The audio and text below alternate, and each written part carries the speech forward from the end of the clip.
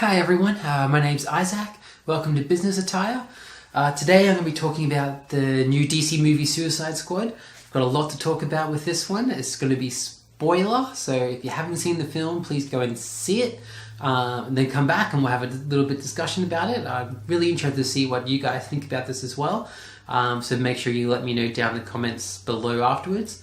Without further ado, let's get into it. And remember, you've been warned. Spoilers. Alright, first of all, let's start with the good. So, we've got Suicide Squad, written and directed by David Ayer and the Warner Brothers DC executives, because that's definitely what it feels like. So we've got the good.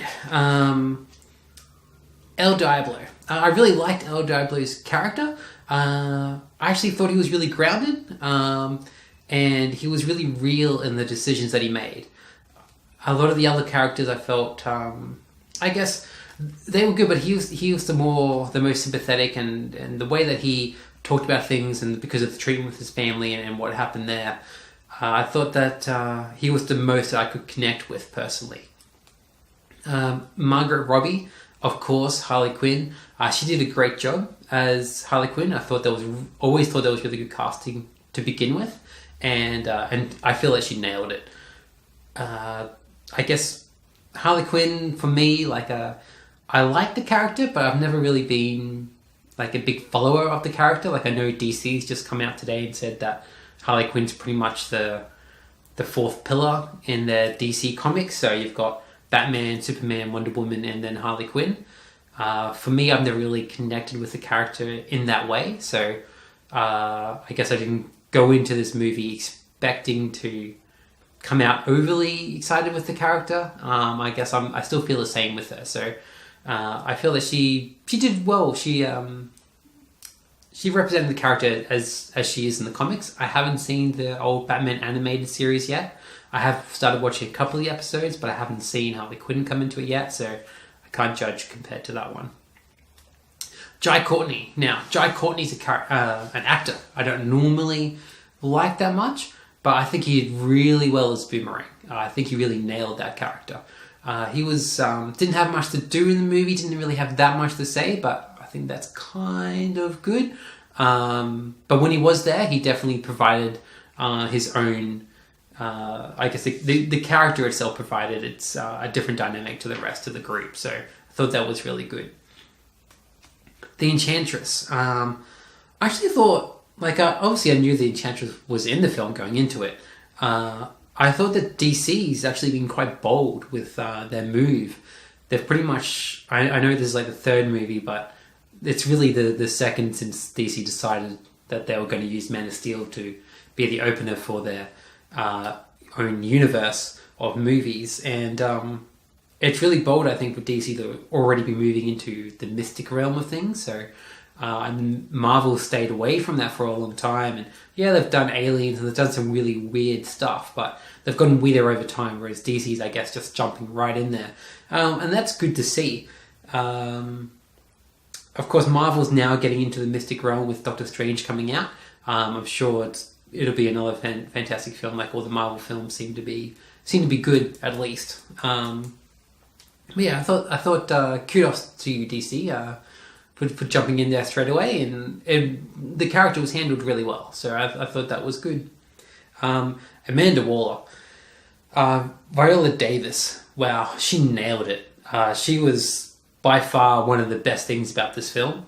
Of course, the character of Amanda, not overly likable, but she never has been, and she's not meant to be. She's a ruthless person, always down to business, and she's out for what she wants.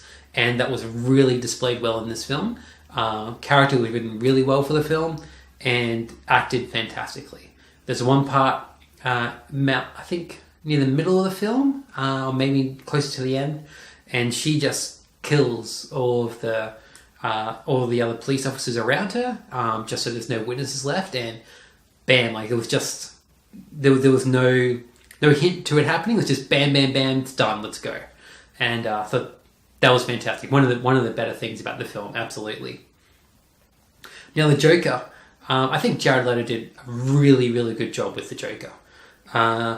Definitely a different interpretation. Not something that we haven't seen before in terms of the comics, though. This street thug type of Joker is definitely this precedent for it in the comics. So it's definitely a unique interpretation for the films, though. They did have to step away from what was done previously. So I think that they have distanced themselves quite a lot from Christopher Nolan's take on the Joker. In saying that, I've never really been a big fan of the street thug Joker myself. That interpretation of him, I've always enjoyed Joker as the, I guess the complete opposite to Batman, but still very smart up the top. So for me at this stage, I still much prefer Christopher Nolan's take on the character. But in saying that, Jared Leto did do a really good job as this Joker. This Joker just wasn't for me so far, but we'll see how it goes. So let's have a look now at some stuff which was good and bad, but it was alright. And that's the CGI. So there was a lot of CGI in this film. I know that the director David Ayers come out and said that he originally wanted to have a different group of Suicide Squad members. So instead of Killer Croc, he would have had can't remember the name of the character now, but it's like a shark guy. And so he didn't have enough budget, I think, for that much CGI in the film. So they went with Killer Croc. Now, Killer Croc, I think, honestly, it looks like playing a game and you turn on big head mode.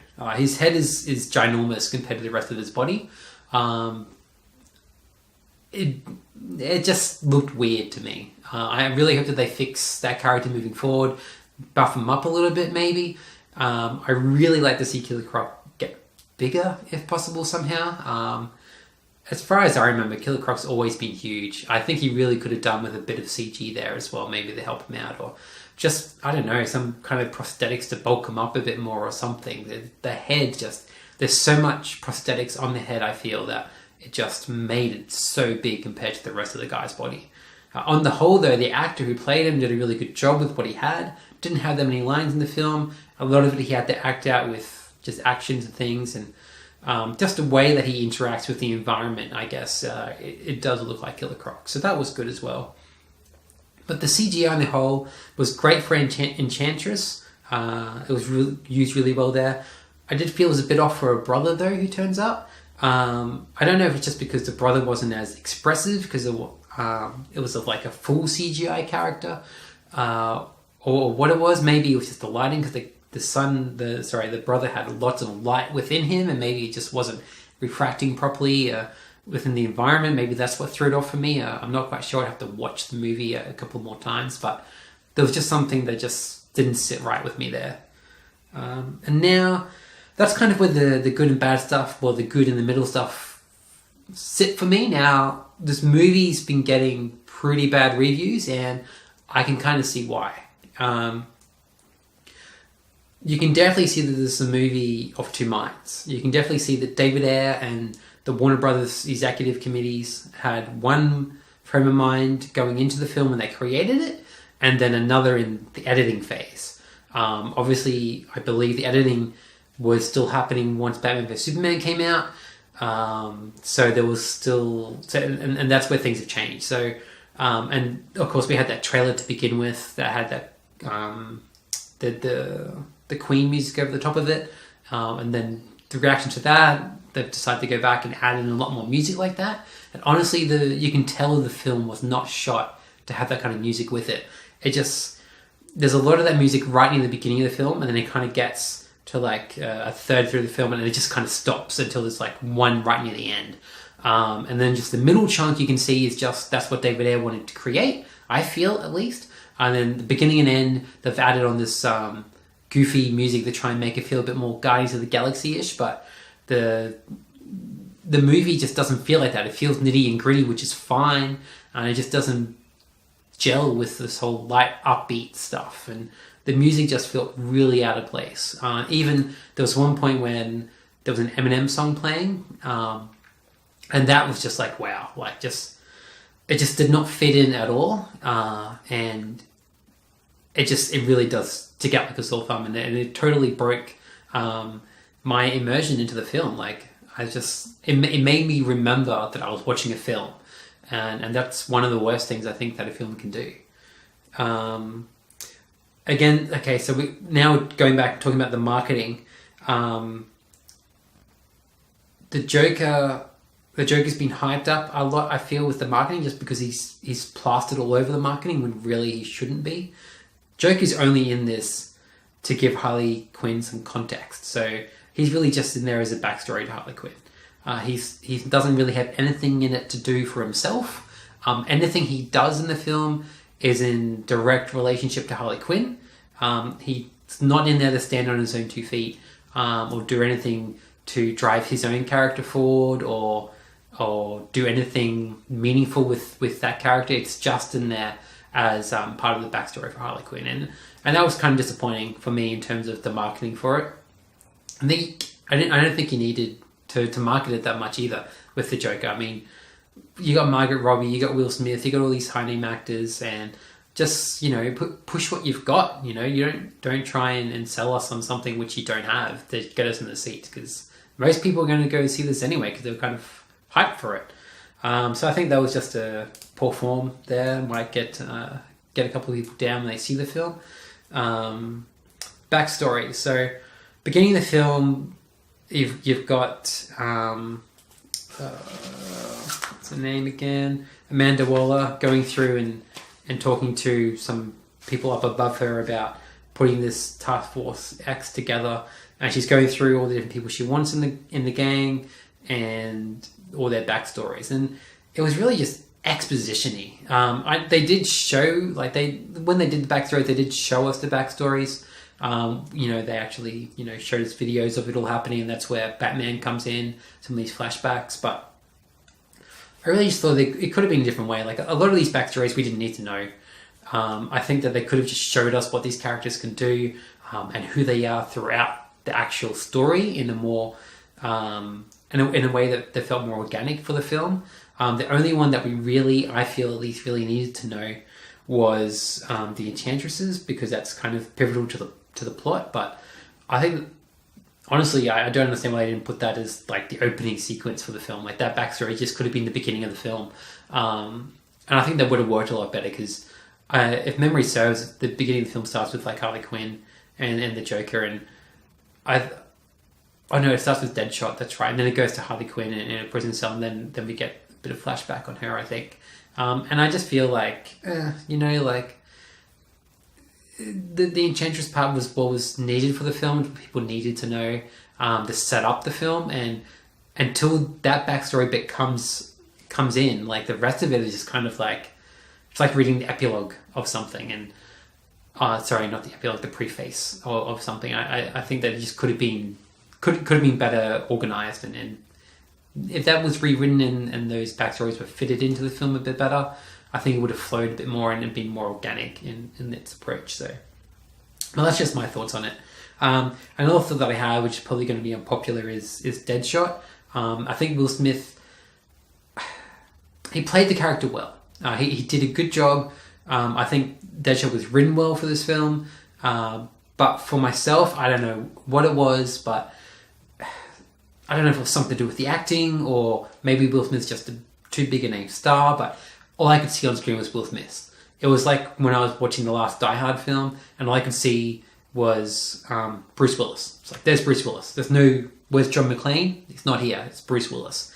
And I felt the same here. Like, instead of seeing Deadshot, I just saw Will Smith. And every time it went to him, because he had a big role in this film, and I believe that's why Tom Hardy left, because they were rewriting the script to make Deadshot a bigger part of the film, because they got Will Smith for the role. And every time he was on screen and talking, I just saw Will Smith. I just could not bring myself to see Deadshot, and I really tried, but every time it was like, nah, pull me out, see Will Smith.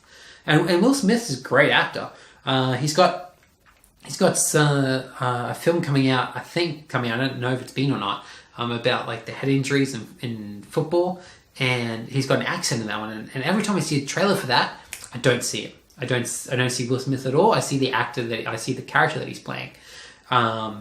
But for this film, I just saw Will Smith, and it was really hard for me to get past that. So that, again, really broke the immersion for me.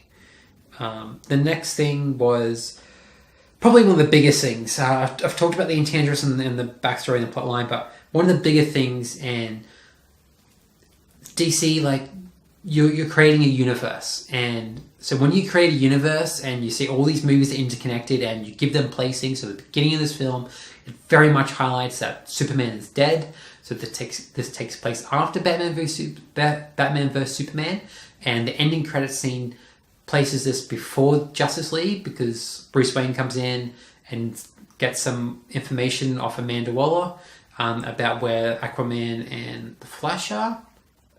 And so it places this in between those two films. So we know from the end of Batman vs Superman that Batman and Wonder Woman know each other now. They're teaming up to go and join the Justice League and get that all up and running. So in this film, you're coming to the end of it, and the Enchantress and her brother, like, they say they're pretty much here to take over the world. And Will Smith's like, well, let's go stop the world. Like, the world's about to be destroyed. Where's Batman and Wonder Woman? Like, are they just, like, at the coffee club having a drink? Like, what are you guys doing? Like, why aren't you here stopping the world? Like, isn't that what you do? So I was just waiting at the end, waiting for Batman and Wonder Woman to come. And I actually thought that would be a really interesting dynamic. Like, these backstories that they showed us, Batman's in two of them. So he's in Deadshot's, and he's in Harley Quinn and the Joker's, and he's the one that puts him into prison. And that's why they're now trapped by Amanda Waller and forced into Task Force X. So, I mean, imagine if Batman showed up at the end to try and stop the world and was like, oh, hey, look, these guys are here too and they're fighting it. Now they have to team up together to take her down. Imagine that dynamic. Like, this whole film could have been building up with the Suicide Squad team finally getting together and realizing who each other is and stuff and starting to work as a team. Being forced to work as a team. And then right at the end, bam, Superman and Wonder Woman. And now they've got to work alongside these people, which they hate because they're the ones responsible for putting them all in exactly the position that they're in. I mean, Deadshot just wants to get home and spend some time with his daughter, and he can't because Batman put him in prison. Like, that's what's going through his mind. So imagine if Batman had turned up and then they have to fight alongside him. I just think that would have been so much more interesting. Would have really heightened the end of the film for me. And yeah, I was just waiting for it because these films are all interconnected, right? They're all in the same universe. So where are they? I mean, they make a comment at the end of the film. Deadshot makes one that he's got to go back to Gotham. So obviously this isn't taking place in Gotham. But I mean, in Batman vs Superman, Superman was flying over to Africa to do stuff. Batman was going between Gotham City and Metropolis. Like, it doesn't have to take place in Gotham City for Batman to be there. So it just felt really weird for me, especially when you're starting to create a whole universe of films, and especially since Warner Brothers is really rushing the pace here to catch up to Marvel. It's like, don't make these silly little errors. If you can't give us a reason why they're not there, just write it in, man. And I think it would have worked fantastically. I think it would have been really good. So that's my thoughts on the Suicide Squad film. I did like it. I will watch it again. I'm just, man, like, if they did another edit without all that crappy music in it, the beginning that just didn't fit in at all, even that would make it 10 times better for me, because beginning of the film, you're trying to get immersed into it, and then all of a sudden, bam, it's broken because of all this music that's out of place. So we'll see what happens. I don't think they're going to do another edit, which I think for this film is unfortunate. Well, I think what's really unfortunate is that the executives just kept changing their minds as they went through production and post-production. And I hope moving forward now that they stop doing that. Like, Wonder Woman's already wrapped up. A lot of that was already happening while these two films were going. So I hope that they're not changing stuff in that one for the last minute, because what we saw from the Comic-Con looks fantastic. I'm really pumped to see that film. So hoping they don't stuff it up with some crazy last-minute edits.